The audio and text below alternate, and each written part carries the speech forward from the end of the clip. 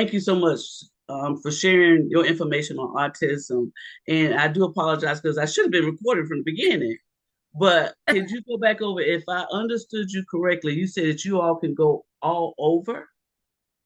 Yes, so we are in 100 counties in North Carolina, every single county here.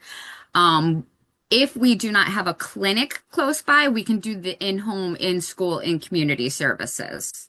So that's where we can go into the home. Our therapists work one-on-one with the child, and that's usually where we'll be practicing life skills. So making the bed, brushing their teeth, following that schedule. If we're able to go into the school system with the child, then we would meet the child at the school and our therapist would be with them for however long it's designated, which could be, 2 hours up to the full day. Um, 2 hours is the minimum that we work with a child per day, and we can go all the way up to 40 hours a week. So 10 hours a week, all the way up to 40 hours a week is generally what we do. And that's insurance reasons. Insurance requires at least a certain amount of hours. So usually it's 10 and then no more than 40 hours a week. Now you mentioned But something about the grandparent, and I'm just speaking grandparents because Bags being a grandparent support, that's who yes. located grandparents raising grandchildren. You mentioned about transportation, if they have a Mhm. transportation. Yes. So if there are transportation issues, then we are able to have the therapist come into the home.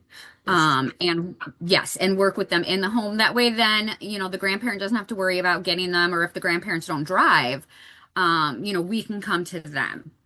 So that is makes that it a little anywhere in bit, North Carolina? yes, anywhere that we can get a therapist, yes. Cool. hmm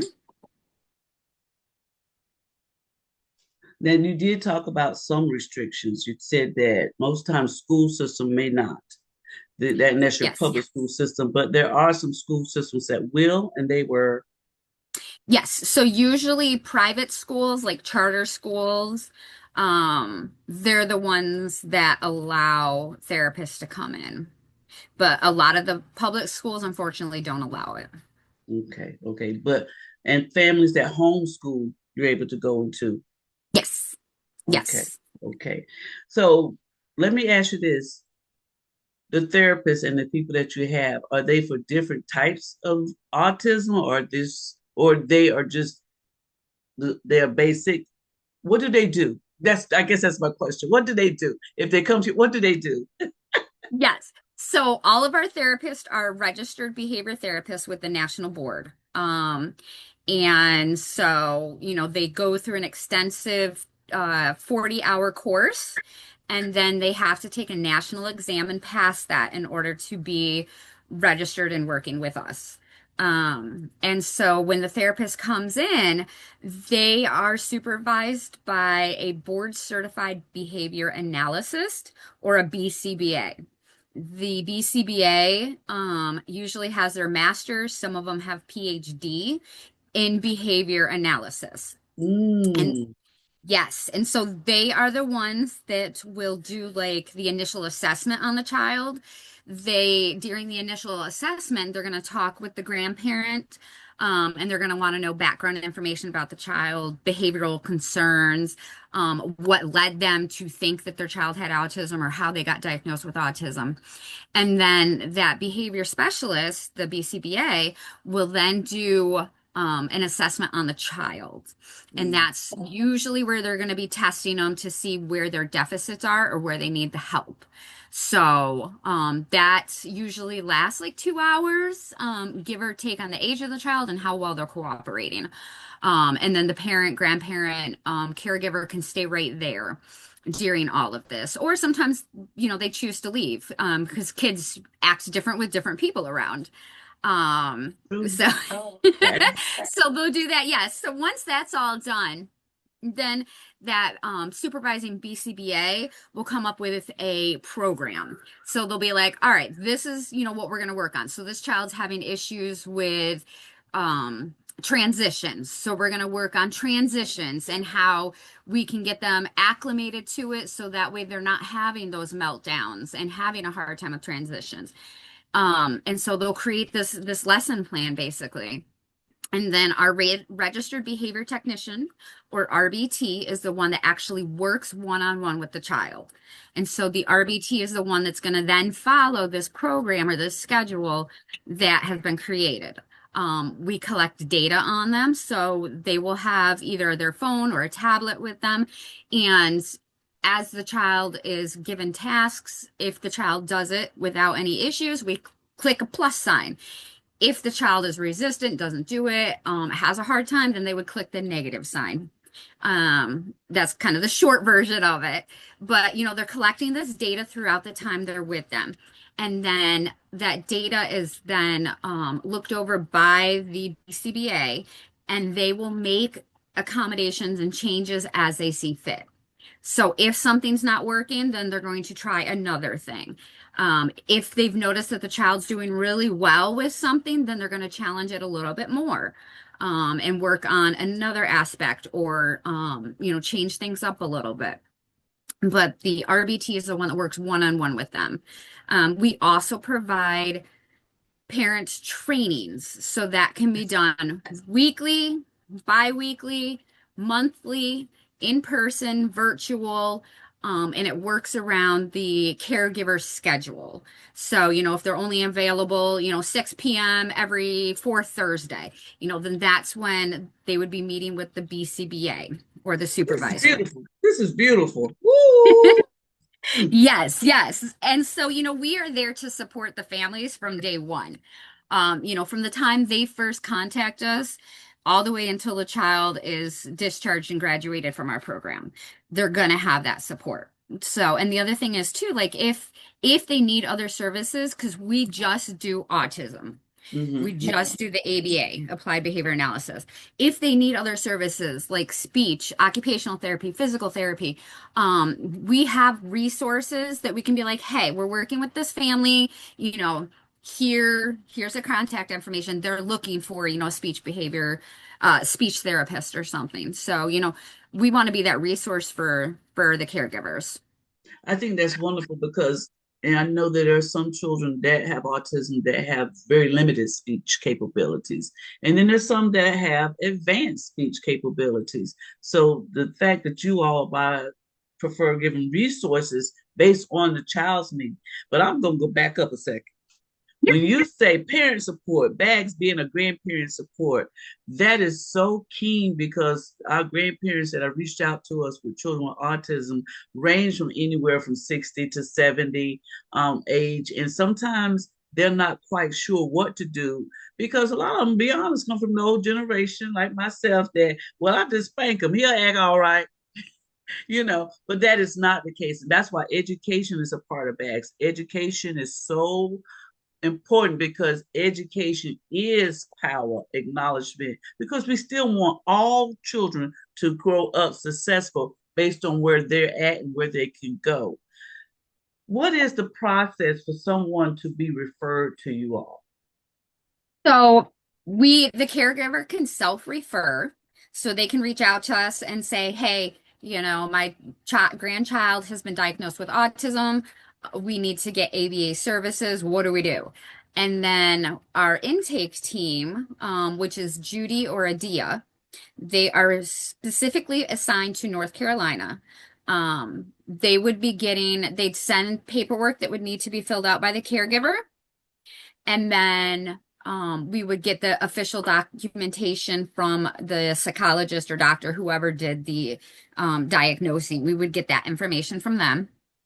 And then we get everything submitted to the insurance company. So we want to make sure the ABA will be covered, and then what the stipulations would be, like how many hours a week are we able to work with the child. Once we get that back, that's when the BCBA would reach out to the caregiver to schedule what we call the caregiver interview. And that's just where we go over everything. If they know the child's birth all the way up until, when the child was diagnosed. And then from there, then they would do the child interview where they're testing to see what deficits the child has, what help they need. Then they type up a report that gets sent to the insurance company, and then usually within a week or two, we hear back and the insurance company approves it. So generally from the initial contact that they have with us with intake until the child gets started, it's about 2 to 3 months. Just because we're waiting for the insurance company twice. And then also, how quickly we can get the documentation back from the caregiver.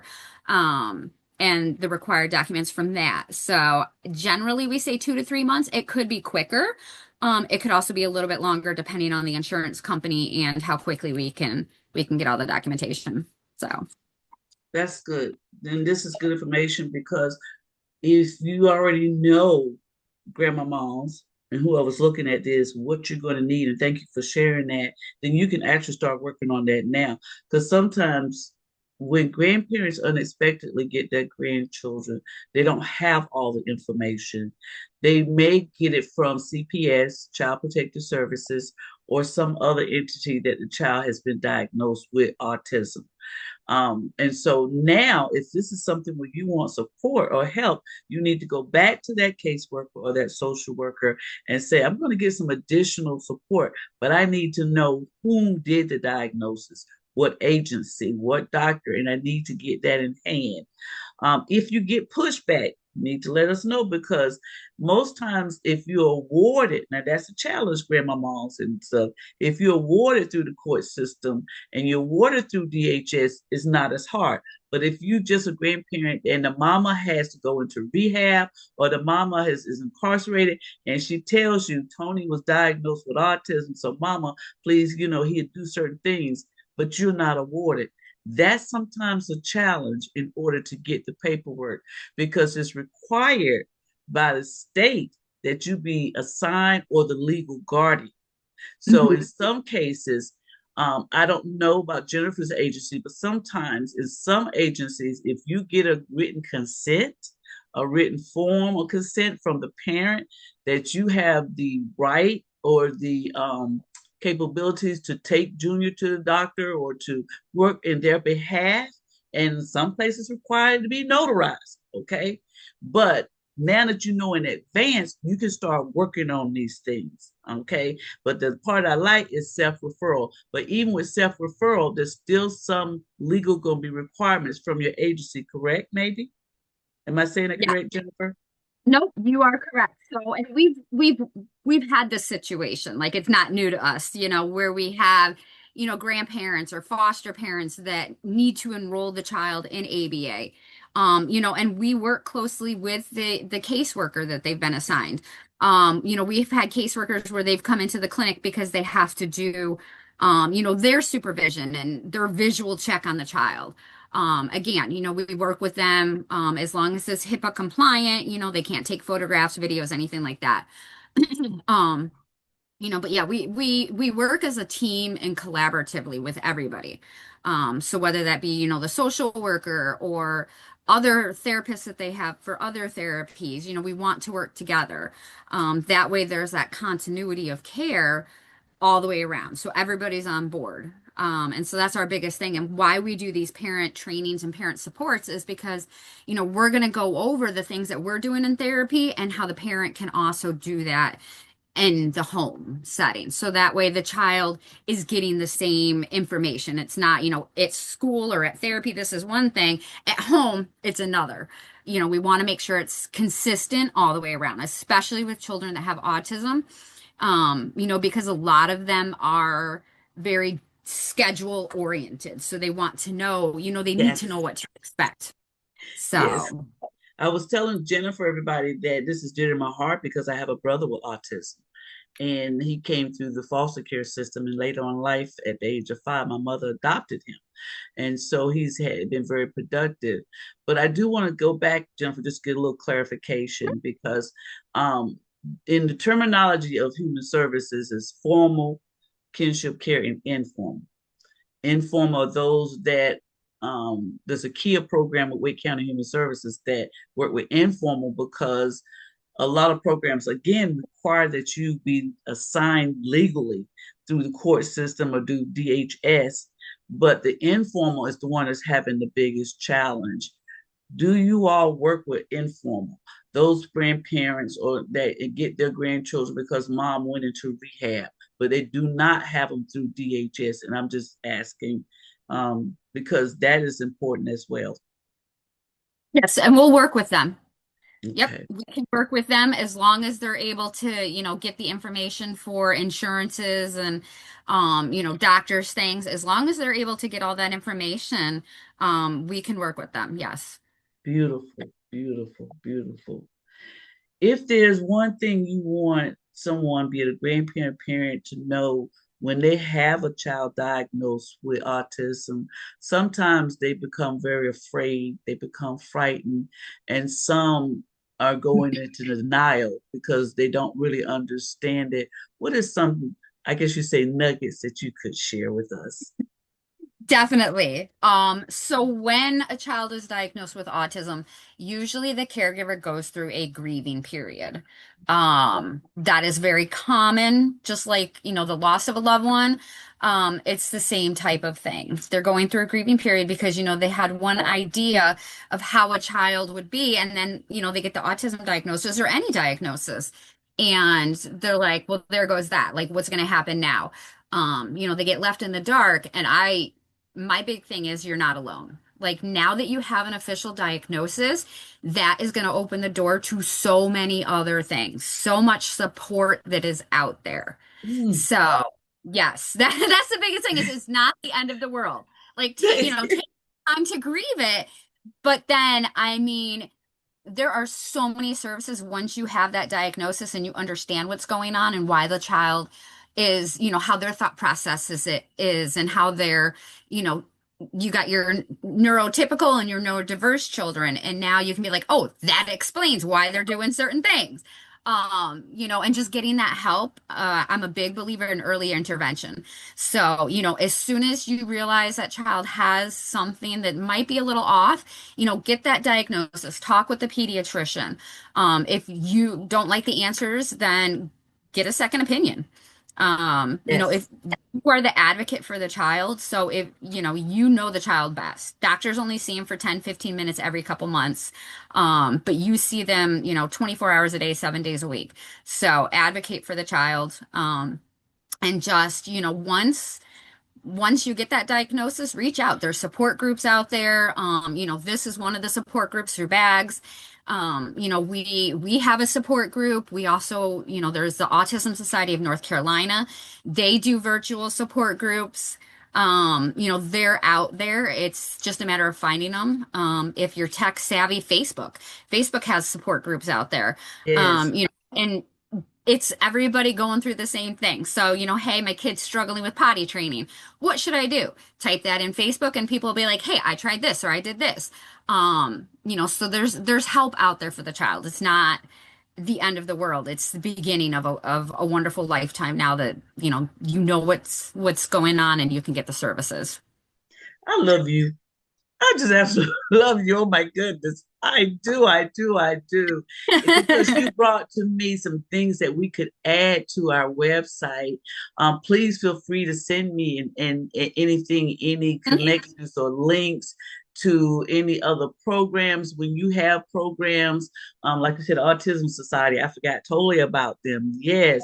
And other Yes. support groups that are out there that grandparents, because different times may work for different people instead of having, oh, well, they're on Thursday evenings, but I can't do Thursday evenings. They're on Monday evenings. I can do Monday. So the more information we have, Mhm. the more availability of options is even better because then, again, education and knowledge is power, but also for your mental health, grandparents, Mhm. for you Yes. to know you are not alone in anything that you're experiencing, even with autism or having a grandchild with autism, you are not alone. Jennifer, I'm going to end this recording right here, but I want to talk to you a few minutes. Grandparents, you will be able to find this video if you own Bags of Goodies. Thank you for coming to Bags of Goodies, which is a Facebook speakers platform, but also thank you for coming to bagsgoodlife.org, our website. Yes, well, being a grandparent is a good life, regardless of how you got your grandchild. All right. Thank you so much. Take care now. Bye bye.